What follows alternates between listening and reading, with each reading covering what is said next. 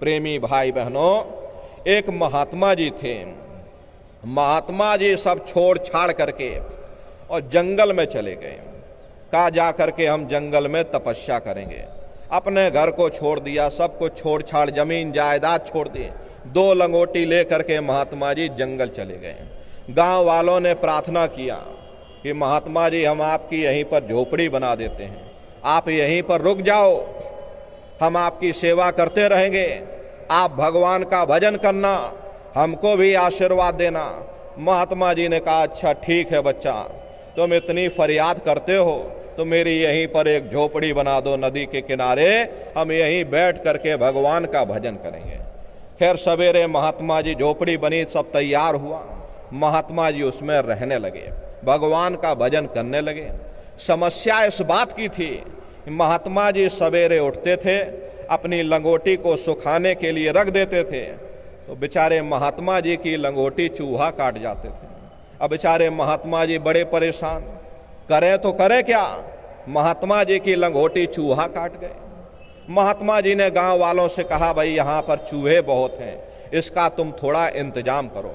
गांव वालों ने सुझाव दे दिया कि महात्मा जी आप एक बिल्ली पाल लो, अगर बिल्ली पाल लोगे तो घर में कोई चूहा रहेगा ही नहीं। महात्मा जी ने कहा बच्चा कह तो तुम ठीक रहे हो, चलो ठीक है हम बिल्ली पाल लेते हैं। महात्मा जी ने बिल्ली पाल ली। अब बिल्ली कहती है मुझे दूध दो, जब तक तुम दूध नहीं दोगे मैं तुम्हारी लंगोटी की रक्षा नहीं करूंगी। अब महात्मा जी बेचारे और परेशान, देखो कैसे मनुष्य फंसता चला जाता, एक लंगोटी के चक्कर में कितना बवाल हो गया। अब बिल्ली कह रही मुझे दूध दो, मुझे दूध चाहिए। महात्मा जी ने कहा गांव वालों से भाई सुबह शाम दूध ला करके दे दिया करो। अब कुछ दिन तो गांव वाले दूध देते रहे। गांव वाले आखिर थक हार करके बोले महात्मन हम कब तक दूध आपको देंगे, ऐसा करो ये आप एक गाय पाल लो, अगर आप एक गाय पाल लोगे गाय दूध भी देगी, अरे आप भी पीना, बिल्ली को भी पिलाना।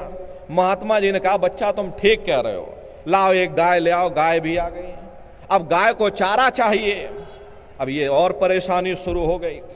अब बेचारे महात्मा जी पहले चारा खोक काटें, फिर चारा गाय को खिलाएं, फिर गाय दूध दे और फिर दूध बिल्ली को दे और फिर बिल्ली लंगोटी की रक्षा करे। एक लंगोटी के चक्कर में इतना बवाल महात्मा जी, यहां पर बवाल खत्म ही नहीं होते। एक लंगोटी के चक्कर में देखो इतना रायता फैल गया। प्रेमी भाई बहनों, महात्मा जी और परेशान हो गए। कहा भाई हम चारा कहां से लाएं। गांव वालों ने सुझाव दे दिया ये आप खेती बाड़ी कर लो, ये सामने जंगल में जमीन पड़ी हुई है, खेती बाड़ी करो, चारा काट लो। महात्मा जी ने कहा भाई हम भजन करें या चारा काटें, हम बड़े परेशान हो गए।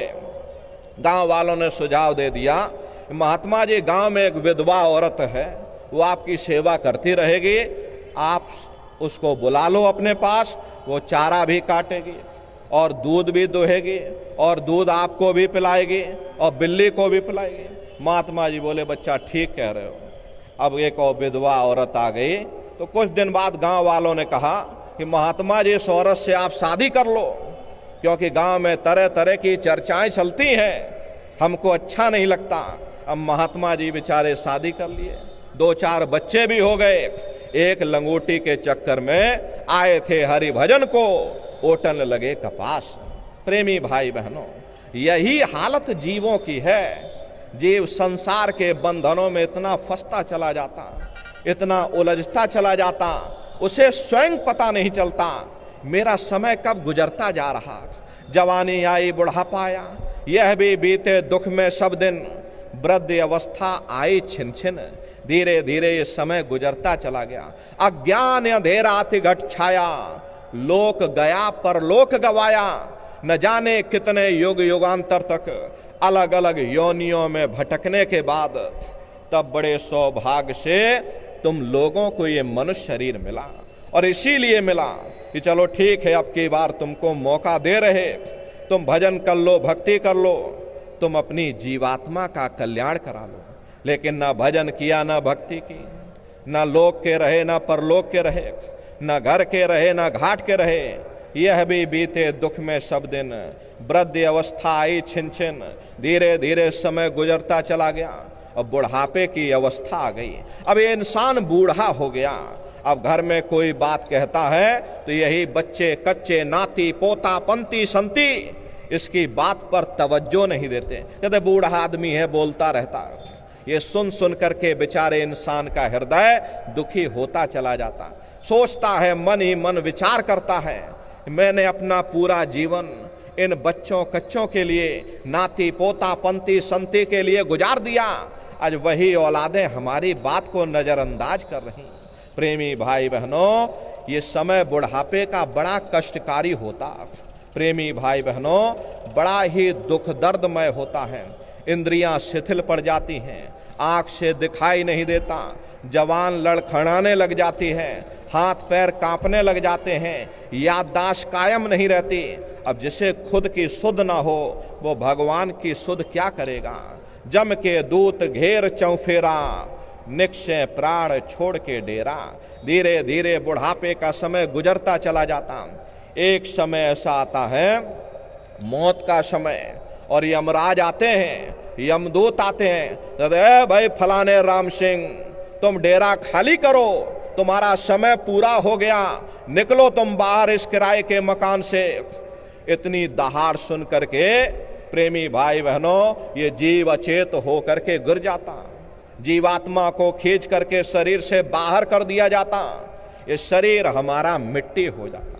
अरे इस मिट्टी को ले जा करके शमशान भूमि पर जला करके राख कर देते। ये लड़के बच्चे नाती पोता पंती संती, ये जमीन और ये जायदाद, ये सब एक किनारे पड़ी हुई है। और जिस जात बिरादरी के लिए तुम लोग लड़ते और झगड़ते थे, जिस धन दौलत के पाने के लिए तुमने न जाने कितने बुरे खोटे कर्म किए, जिस मान बढ़ाई के लिए तुमने न जाने कितनी रातें जाग करके काट दी, अरे अंत समय में न जमीन जायदाद काम आई, न बेटा बेटी काम आए, न ये धन दौलत काम आई, सब कुछ तुम्हारा ये पड़ा रह जाता। और जीवात्मा को खींच करके धर्मराज के दरबार में पेश कर दिया जाता। अरे धर्मराज तुमको सजा सुना देते, ले जाओ इनको फलाने नरक में डाल दो, क्योंकि मैंने इनको मौका दिया था। अब की बार गीता रामायण को पढ़ करके किसी संत महात्मा की खोज करके उनके बताए हुए रास्ते पर चल करके उस मालिक की भक्ति करके अपनी जीवात्मा का कल्याण करा लेना, इस उद्देश्य के लिए मैंने तुमको ये मनुष्य शरीर दिया।